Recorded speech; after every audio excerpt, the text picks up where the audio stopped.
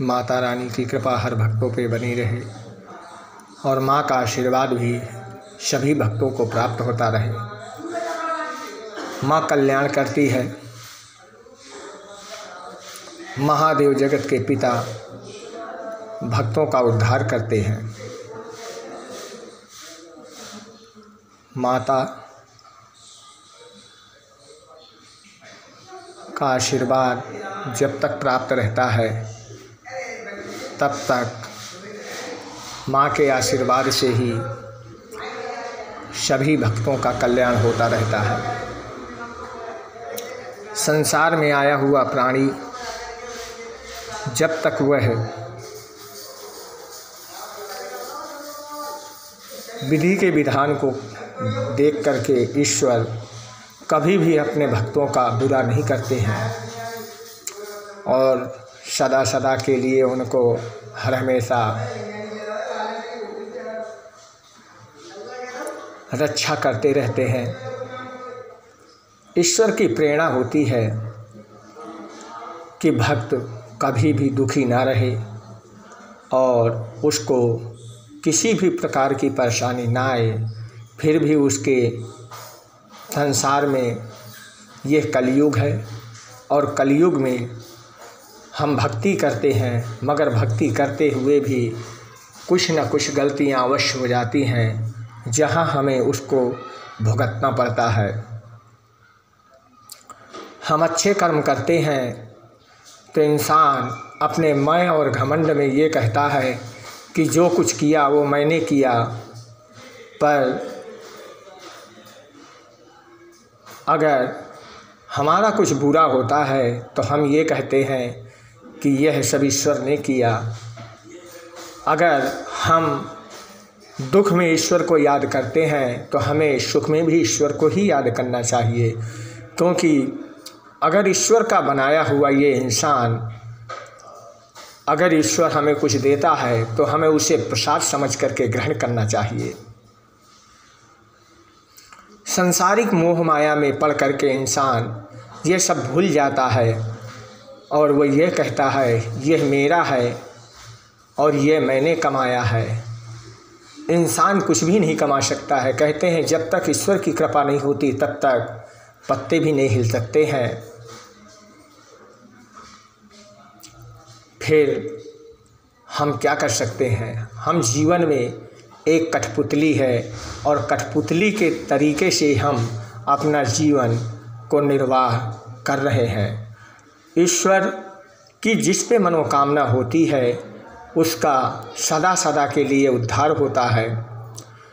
और जो ईश्वर के तो सभी भक्त हैं और सभी बालक हैं, सभी बच्चे हैं, मगर उनके कर्म के अनुसार से ही ईश्वर उन्हें प्रेरणा देता है और उसी प्रकार से इंसान कर्म करता है।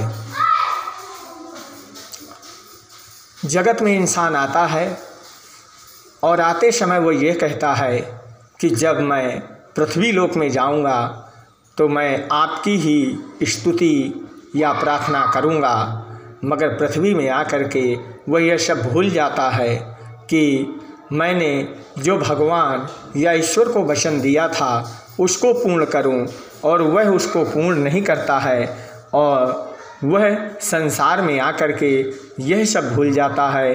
वह यह कहता है कि जो कुछ किया है वह मैंने किया है, ईश्वर ने क्या किया।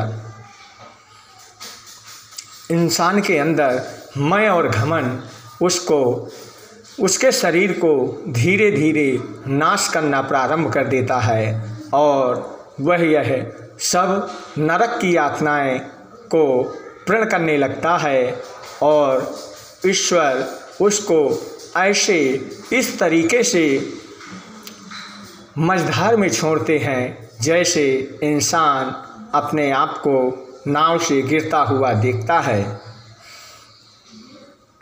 प्राणी फिर भी कर्म अच्छे या बुरे करता है, जो भी कुछ करता है भगवान स्वयं गीता में कहते हैं कि जगत के विधान को मैंने ही बनाया है और मेरे ही उंगली के इशारे पर संसार जीता है। और हे अर्जुन, तुम तो एकमात्र आधार हो। ईश्वर अपने भक्त को आधार बनाता है और आधार बना करके उसको यह प्रण कराता है कि मैं तुम्हें भक्ति प्रदान करता हूँ, तुम भक्ति को ग्रहण करो और मेरी आराधना करो, मैं तुम्हें संसार सागर से पार कर दूंगा। यह विधि के विधान को देख करके फिर भी भक्त भूलने लगता है और इस प्रकार से भगवान श्री कृष्ण अर्जुन को समझाते हैं। आज दिन रविवार, तिथि द्विज, रात्रि को 10:05 तक रहेगी। इसके बाद तृतीया प्रवेश करेगी। अब हम दुर्गा भागवत का पाठ करेंगे, जिसमें महामाया माँ भगवती की कृपा सभी भक्त उनका आशीर्वाद ग्रहण करेंगे और उनकी मनोकामनाओं को प्राप्त करेंगे और दुर्गा भागवत के पाठ को ग्रहण करेंगे।